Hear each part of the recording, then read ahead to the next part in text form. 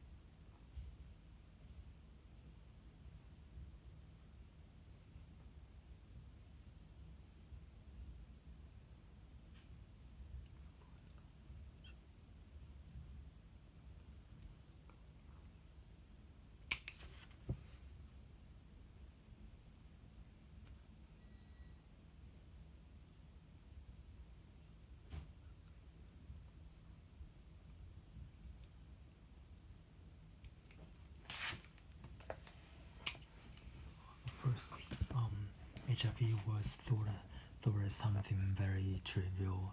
They can cure the disease very easily around in 1980s. And not many people were caught in the disease. But after that, right after, some Caucasian were suffering from the HIV, and then they realized that the disease is very virulent. And medical researchers tried to find a cure, an element to the malady.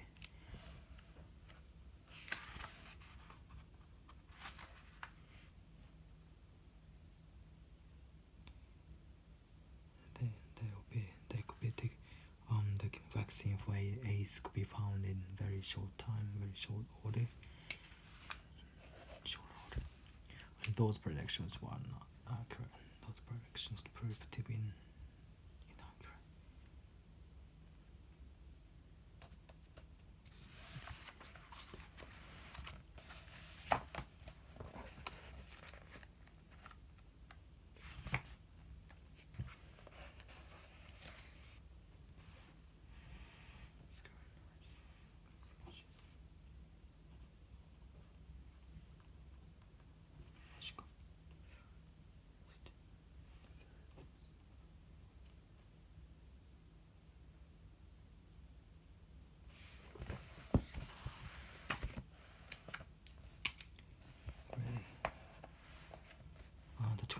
countries deadliest disease. When the general American public started to hear about AIDS virus in the 1980s, there was a measure of concern. But no real alarm. After all, some said it was a problem solely for intravenous drug users who shared dirty needles and for the homosexual community. But as the numbers of affected people grew during the 1980s and 1990s, we began to scrutinize the tragic news stories more closely. The deaths of young people like Ryan White and Kimberly Burgess, not members of the at-risk groups referred to above, convinced us that what was the first regarded merely as vexatious illness was actually a virulent threat to the general community. What was at first regarded merely as vexatious, magical, only vexatious. In the mid-1980s, asked medical researchers were optimistic about a vaccine for AIDS to be found in short order. Those predictions proved to be inaccurate. In October 1992, former Surgeon General C. Everett Koop said that he doubted we would ever find a cure for the disease. Really, he doubted we would ever find a cure for the disease, with over 200,000 Americans already. 200,000 Americans already having succumbed to the nefarious killer, and another 300,000 who were HIV positive and could contract the full-blown form of AIDS. Koop's statements sent chills throughout the country. A prominent AIDS expert, however, took issue with Koop. The fight will be difficult, said Dr. Holly Smith, but we'll find an answer very shortly.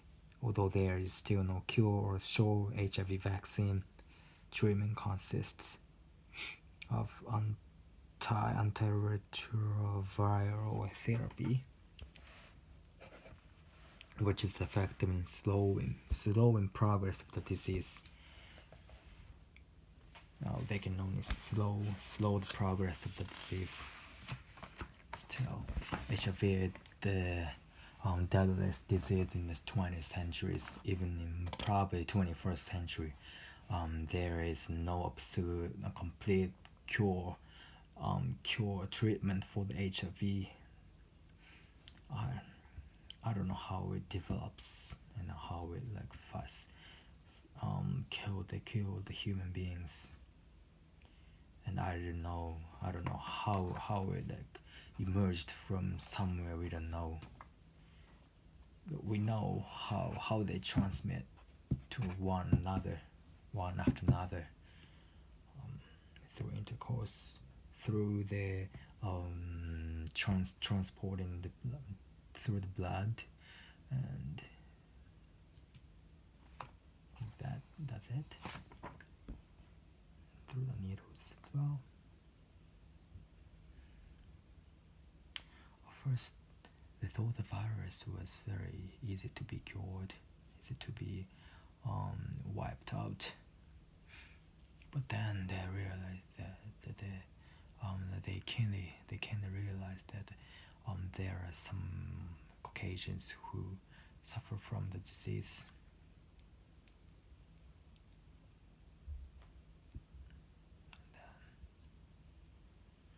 And also the researchers thought that they would be able to find a cure very shortly, but actually they couldn't.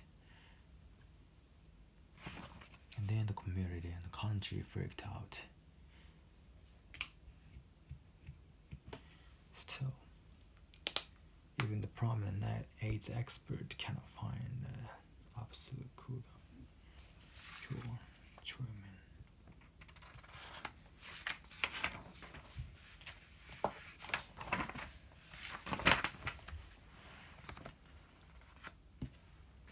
Just spell the name correctly. P.D. Burnham, the great circus impresario, was once accused by a woman who he showed him a scurrilous manuscript about himself, and said that unless he paid her, showed up the book printed. And said that rejected her extortion attempt. Say what you please. He replied, make sure that you mention me in some way. Come to me, and I will estimate the value of your services as a publicity agent. Byrne obviously felt that at first criticism was not set for a public figure.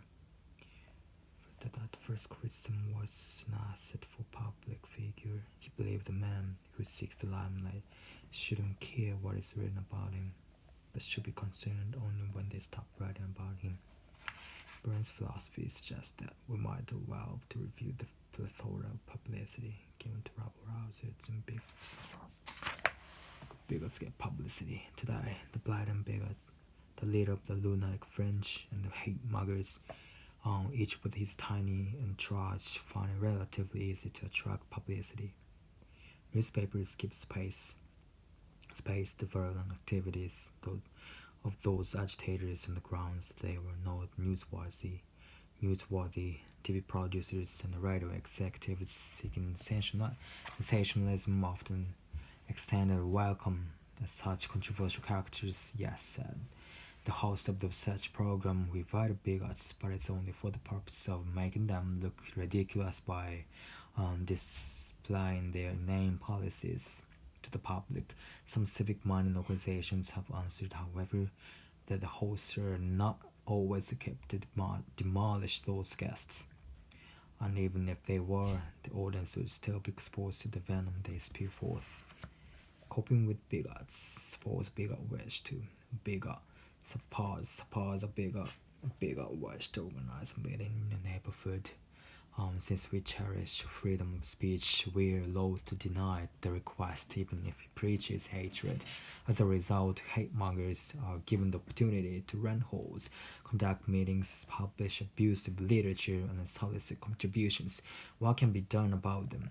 One astute observer, Professor S. Andrew Feinberg, advocates the quarantine method.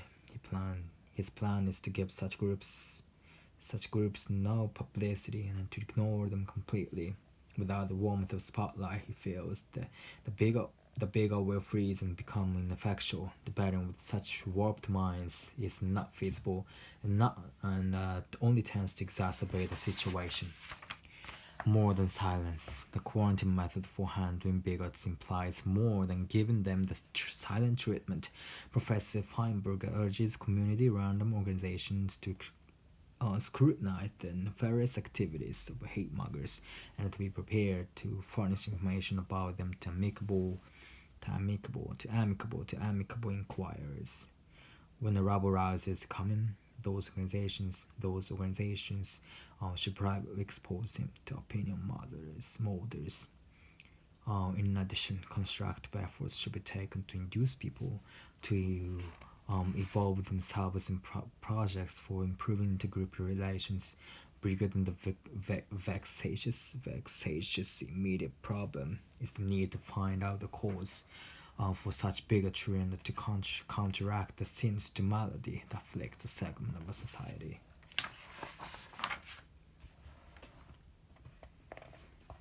The 20th century's deadliest disease. When the general American public started to hear about the AIDS virus in the 1980s, there was a measure of concern, but no real alarm. After all, some said it was a problem solely for intravenous drug users who shared dirty needles, and for the homosexual community. But as the members of afflicted people grew during the 1980s and 1990s, we began to scrutinize the tragic news stories more closely. The deaths of young people like Ryan White and Kimberly Burgels, not members of risk groups referred to above, convinced us what was first regarded merely as a vexatious illness was actually a virulent threat to the general community. In the mid-1980s, medical researchers were optimistic about a vaccine for AIDS to be found in short order. Those predictions proved to be inaccurate. In October 1992, former Surgeon General C. Everett Koop said that he doubted we would ever